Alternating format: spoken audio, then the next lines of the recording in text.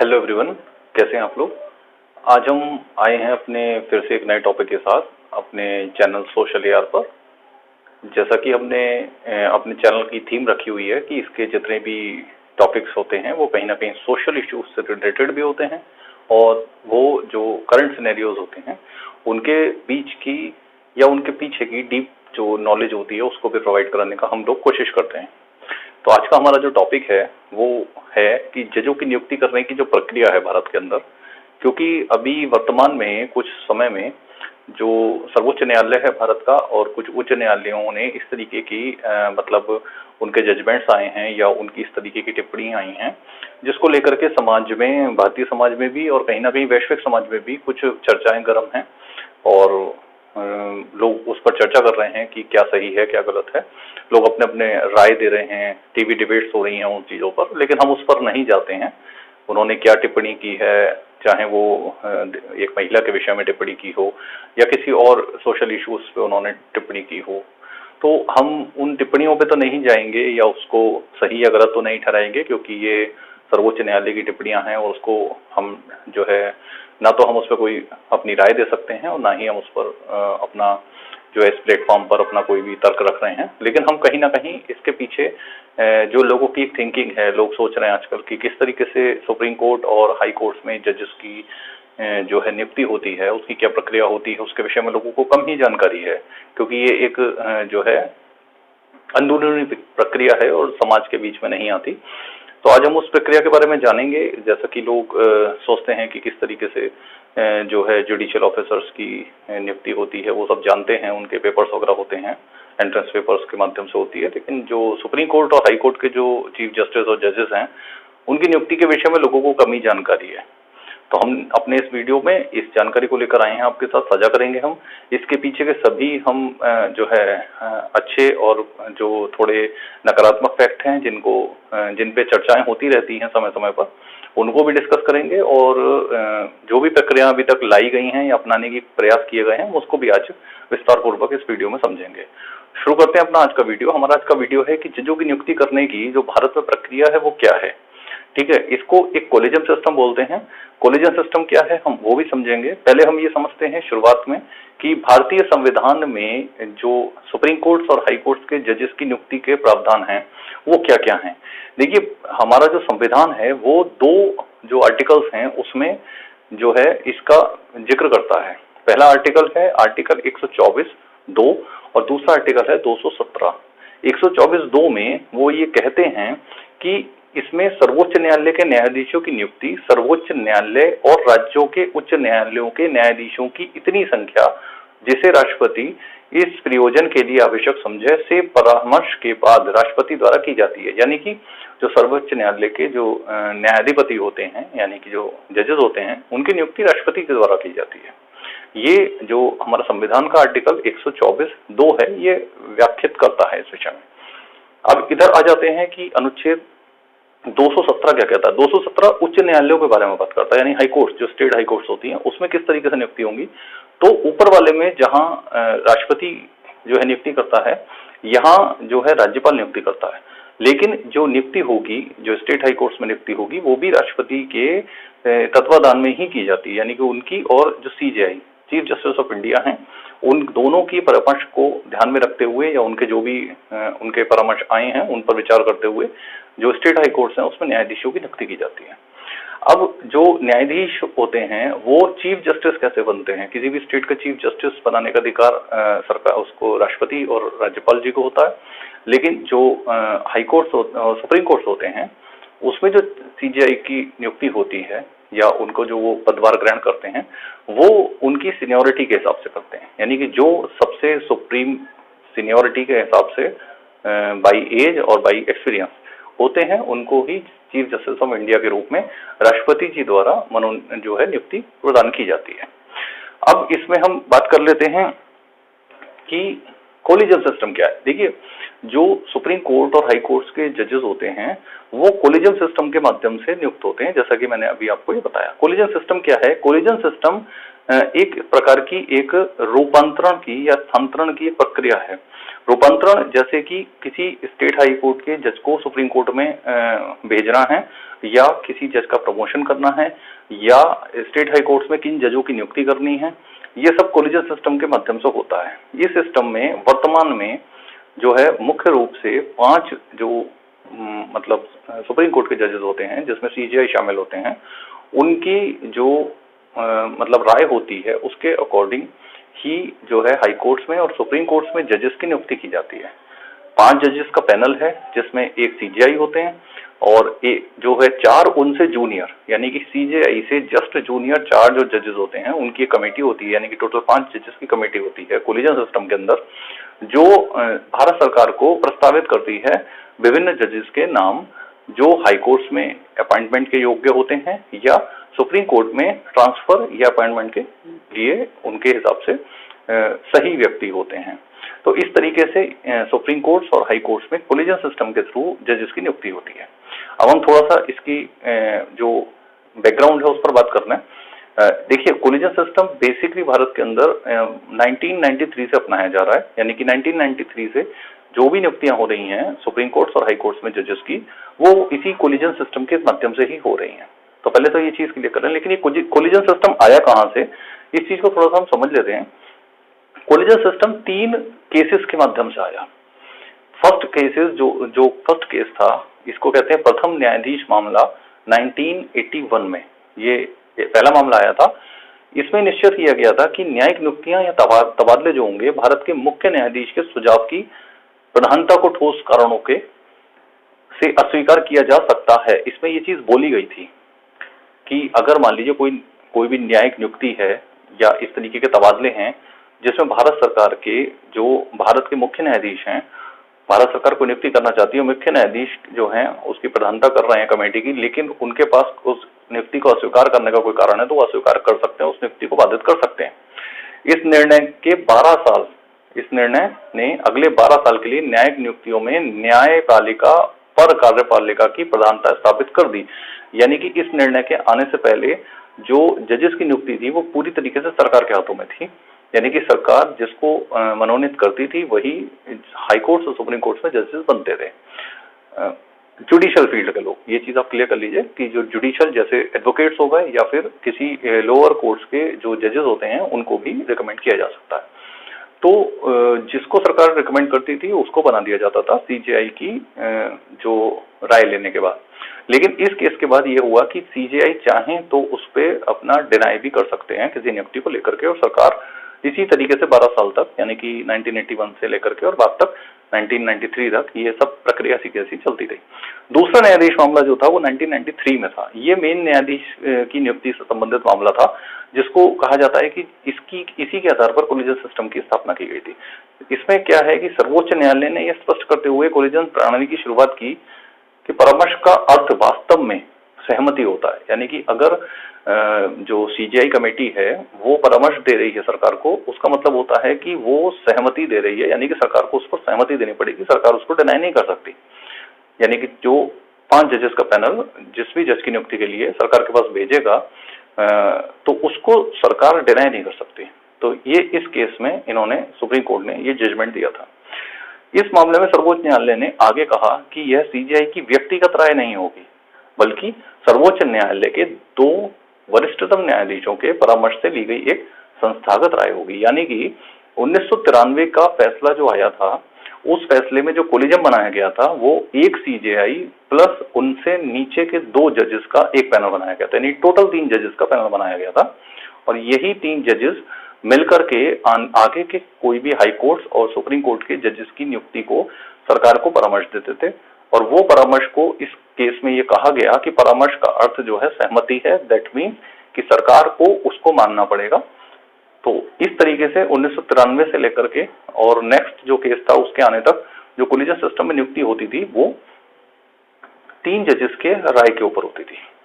अब तीसरा जो न्यायाधीश मामला आया 1998 में, उसमें ये मतलब फैसला दिया गया कि राष्ट्रपति द्वारा जारी किए गए प्रेसिडेंशियल रेफरेंस, जो राष्ट्रपति को विशेषाधिकार होता था, उसके बाद सर्वोच्च न्यायालय ने 5 सदस्यीय कमेटी बना दी। यानी कि जो पहले एक सीजेआई प्लस 2 वरिष्ठतम न्यायाधीशों का जो पैनल था, जिसे कोलिजियम सिस्टम कहते थे, अब वो कोलिजियम सिस्टम 5 सदस्यीय हो गया, यानी कि 1 सीजेआई प्लस 4 वरिष्ठतम जो न्यायाधीश थे, उन सबको मिलाकर के 5 का पैनल बन गया, जो राष्ट्रपति को अपनी राय देते हैं हाई कोर्ट्स और सुप्रीम कोर्ट्स में वकील जजेस की नियुक्ति के लिए। ठीक है, इस तरीके से जो सीजेआई थे उनकी कमेटी में 2 की जगह 4 वरिष्ठतम अब जजों की उन्हें राय मिलने लगी। तो ये 1998 का मामला था, इसमें केवल इतना ही परिवर्तन हुआ था। अब अगर हम आ जाते हैं कि इसके जो सरकार की इसमें क्या भूमिका होती है, देखिए जो कोलिजन सिस्टम है इस पर सबसे ज्यादा जो लोग या सरकारें या कहें कि जो भी संस्थाएं हैं, जो भी इस पे मत रखने वाले लोग हैं, वो यही चीज की एक मांग उठाते हैं कि ये सिस्टम तो पारदर्शी है, क्योंकि न्यायपालिका में सरकार का दखल इस सिस्टम में कम है, क्योंकि सरकार की भूमिका यही रहती है कि जो कोलिजन सिस्टम जिनको मनोनीत करने की जो प्रस्तावना देता है, सरकार उसको मनोनीत कर देती है। लेकिन इसमें सबसे बड़ी एक जो समस्या देखी गई है इस सिस्टम के अंदर कि यदि कोई ज्यादा मतलब काबिल या कहें कि ज्यादा अनुभव रखने वाला अगर व्यक्ति भी है और कोलिजियम की निगाह में वो नहीं आया है, भले ही से वो सरकार की निगाह में हो, कोलिजियम की निगाह में नहीं आया है या किसी कारण से उन्हें वो व्यक्ति पसंद नहीं है, तो उसको भी सरकार नियुक्त नहीं कर सकती। ये एक इस सिस्टम का सबसे जो नेगेटिव पॉइंट लोगों ने समझा वो यही था। इसमें देखिए ये है कि यदि किसी वकील को उच्च न्यायालय या सर्वोच्च न्यायालय में न्यायाधीश के रूप में पदोन्नत किया जाता है, तो सरकार की भूमिका केवल इंटेलिजेंस ब्यूरो द्वारा जांच कराने तक ही सीमित है। अब आप समझिए कि कोलिजन सिस्टम अगर किसी भी मतलब वरिष्ठ वकील को या किसी जज को हाई कोर्ट या सुप्रीम कोर्ट में एज ए जज अपॉइंट करने का अगर प्रस्ताव देती है, तो सरकार की इस पूरी प्रक्रिया में भूमिका केवल इतनी रहेगी कि वो केवल उसकी इंटेलिजेंस ब्यूरो से जांच कराने तक ही सीमित है। यानी कि सरकार केवल ये जांच कराएगी कि उनके ऊपर कोई आपराधिक मुकदमा तो नहीं चल रहा है या उनके कारण कोई किसी प्रकार का कोई ऐसा वैमनस्य है या इस तरीके की कोई उनके द्वारा व्यक्तिगत रूप से उनके द्वारा ऐसा कोई भी व्यवहार कभी सामने ना आया हो। तो इतना तक भर सरकार जो है इसमें अपना इंटरफेयर करती है मूल रूप से। अब इसमें ये देखिए कि यह कोलिजन सिस्टम की पसंद के बारे में आपत्तियां उठा सकता है, यानी कि एनआईए की जांच में अगर कोई गड़बड़ी पाई जाती है तो वो उस पर आपत्ति उठा सकते हैं, लेकिन इस पर स्पष्टीकरण भी मांगा जा सकता है। अगर कोलिजन उन्हीं नामों को दोबारा से सरकार की संविधान पीठ के समक्ष रखता है तो फैसले सरकार को वही लेने पड़ेंगे, यानी कि फैसला लेने के लिए सरकार बाध्य रहेगी। यानी कि सपोज कीजिए अगर सरकार किसी के नियुक्ति पर आपत्ति लगाती है और कोलिजन सिस्टम उसकी नियुक्ति को दोबारा से सही ठहराता है, तो सरकार बाध्य होगी कि उसको नियुक्त किया जाए एज ए न्यायाधीश, एज ए जज, हाई कोर्ट हो चाहे सुप्रीम कोर्ट हो। तो ये इसका एक जो है सबसे ज्यादा नेगेटिव नकारात्मक चीज देखी गई है।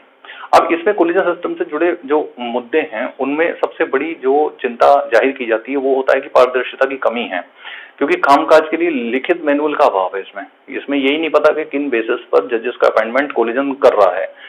इसीलिए आप देखते होंगे कि एक एक परिवार के 3-3, 4-4 जो है चीफ जस्टिस बने हैं या हाई कोर्ट के जजेस बने हैं। इस तरीके का मतलब एक ही परिवार में काफी लोग जो हैं सर्वोच्च पदों पर पहुंचे हैं जुडिशरी में। तो ये इसी का एक कारण है, क्योंकि इसमें कुछ मतलब कहीं पे भी लिखित मैनुअल नहीं है कि क्या हम किस किस तरीके से किस किस बेसिस पे हम इनके अपॉइंटमेंट करेंगे।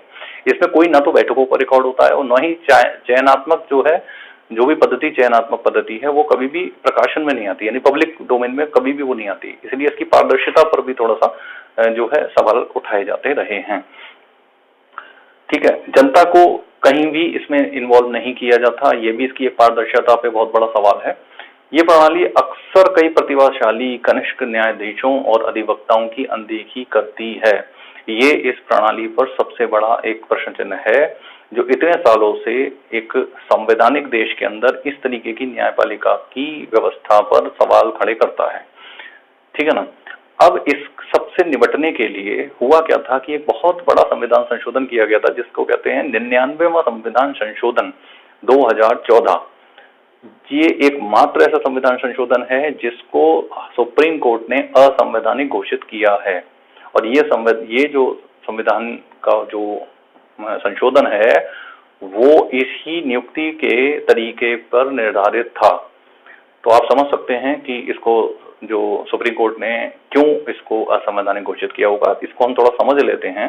इसका नाम था राष्ट्रीय न्यायिक नियुक्ति आयोग, ठीक है ना। तो इस आयोग की गठन के लिए संविधान में 99वां संशोधन 2014 में किया गया था, ठीक है। सरकार जो है 25 उच्च न्यायालयों और जो सर्वोच्च न्यायालय है उसकी जो नियुक्ति, न्यायाधीश नियुक्ति की प्रक्रिया और प्रणाली थी, वर्तमान प्रणाली थी, उसको बदलना चाहती थी। इसी के लिए 13 अप्रैल 2014 को ये संविधान संशोधन किया गया था और ये दोनों सदनों से पास हो गया था, ठीक है ना। तो यानी कि ये संविधान संशोधन पूरी तरीके से कहीं भी बिना रोक टोक के पास हो चुका था। लेकिन अब केंद्र सरकार ने इस सर्वोच्च न्यायालय और उच्च न्यायालयों में न्यायाधीशों की नियुक्ति तथा स्थानांतरण के लिए राष्ट्रीय न्यायिक नियुक्ति आयोग अधिनियम बनाया था, ठीक है, जिसे सर्वोच्च न्यायालय में चुनौती दी गई थी, ठीक है ना। अब इसको 2015 में सर्वोच्च न्यायालय ने इस अधिनियम को यह कहते हुए असंवैधानिक करार दिया था कि राष्ट्रीय न्यायिक नियुक्ति आयोग अपने वर्तमान स्वरूप में न्यायपालिका के कामकाज में हस्तक्षेप है। यानी कि जो सुप्रीम कोर्ट था उसने ये चीज मानी या ये चीज इसमें देखी कि ये कहीं ना कहीं न्यायपालिका की जो कार्य पद्धति है उसमें सरकारी हस्तक्षेप की जो है तरह देखा उन्होंने इस संविधान संशोधन को।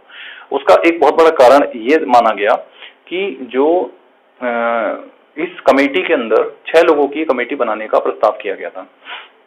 ये कमेटी कैसे बनती, NJAC कमेटी बोलते हैं इसको इंग्लिश में, शॉर्ट फॉर्म में।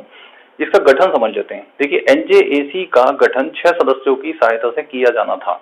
यानी कि जो उसमें प्रस्ताव था संविधान संशोधन में वो ये था कि जो 6 सदस्य होंगे इसमें, जिसमें प्रमुख जो होंगे, मेन जो होंगे, वो सुप्रीम कोर्ट के चीफ जस्टिस होंगे, ठीक है।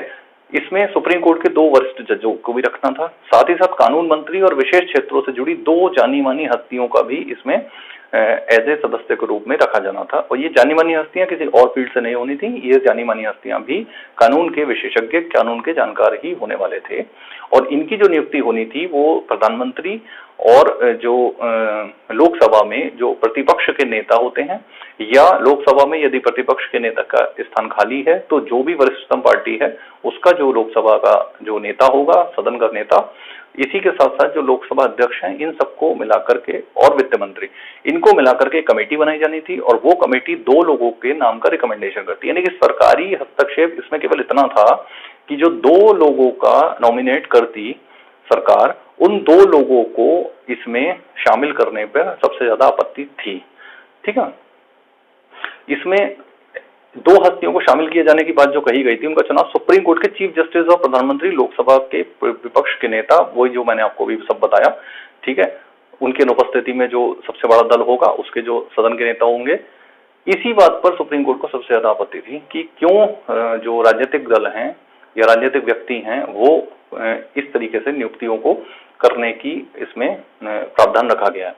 लेकिन ये थोड़ा सा ये कहने वाला जो है बात है, क्योंकि बहुत सारे न्यायाधीश ऐसे हुए हैं हमारी सुप्रीम कोर्ट्स में या हाई कोर्ट्स में जिनके परिवार के लोग राजनीतिक स्वरूप के रहे हैं या जिनका कहीं ना कहीं राजनीतिक लुभाव रहा है या इंटरेस्ट रहा है।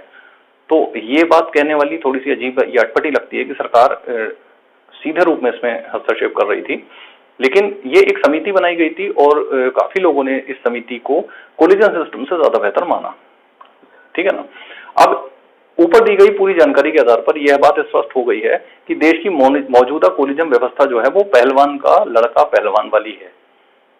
ये मैं व्यक्तिगत रूप से नहीं कह रहा हूँ, ये सब जो इस पर ये सब यूपीएससी वगैरह की तैयारी जो करते हैं बच्चे, वो सब जब अपने नोट्स बनाते हैं या अपने जो इस पर उनको ऐसे लिखने के लिए आता है उसके अंदर लिखने के लिए जो मतलब वो टॉपिक्स बनाते हैं, ये मैं उसके लेवल पर भी आपको ये बता रहा हूँ कि ये सारी चीजें, देखिए प्रोस कॉन्स आपको हर चीज के अपने आप को मतलब पता रखने पड़ेंगे।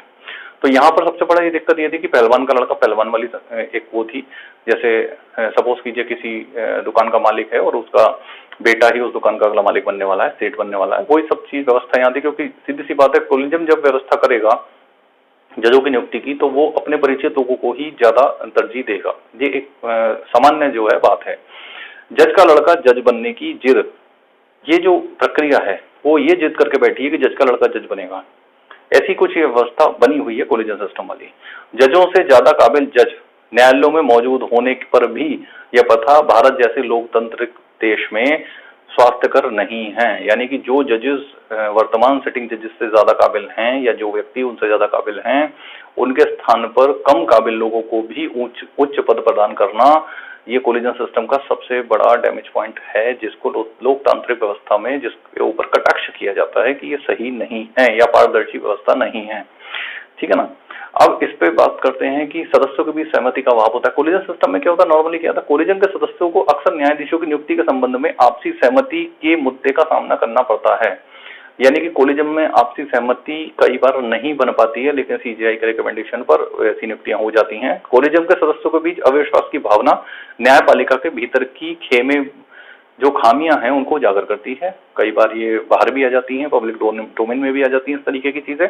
उदाहरण के लिए हाल ही में सेवानिवृत्त सीजेआई शरद ए बोबड़े शायद पहले मुख्य न्यायाधीश थे जिन्होंने कोलिजन सदस्यों के बीच आम सहमति की कमी के कारण सर्वोच्च न्यायालय के न्यायाधीश के रूप में नियुक्ति के लिए एक भी सिफारिश नहीं की थी। अब आप समझ सकते हैं ये कितनी बड़ी बात है अपने आप में कि जो हमारे सेवानिवृत्त सीजेआई जी थे शरद ए बोबड़े, उन्होंने इस कोलिजन सिस्टम के माध्यम से एक भी जो है न्यायाधीश की नियुक्ति की सिफारिश सरकार से नहीं की।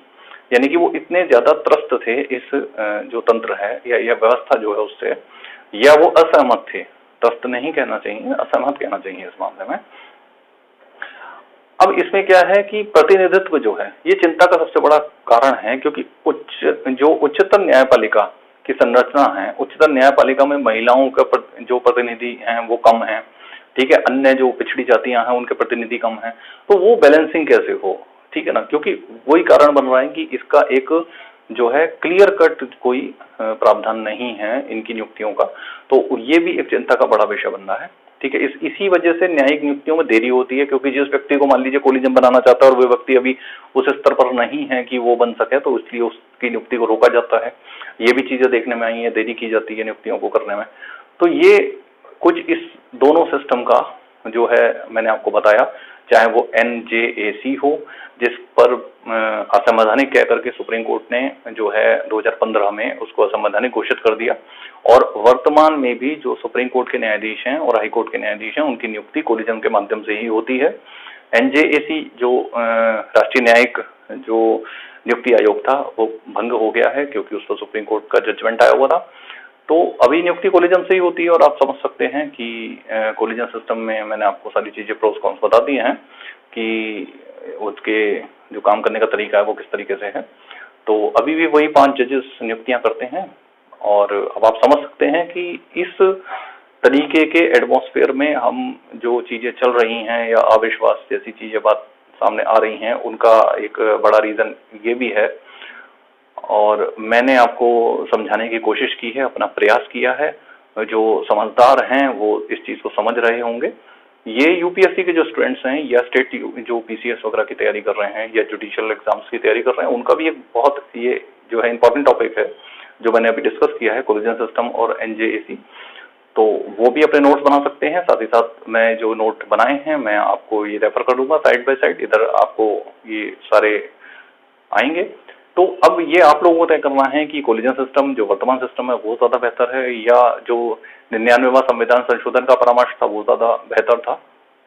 फिलहाल हम इस पर अपने जो टॉपिक है इसको यहीं रोकते हैं, और मैंने अपना प्रयास किया है इस टॉपिक को समझाने का। आप विचार कीजिए कि क्या बेहतर है आपकी मत में।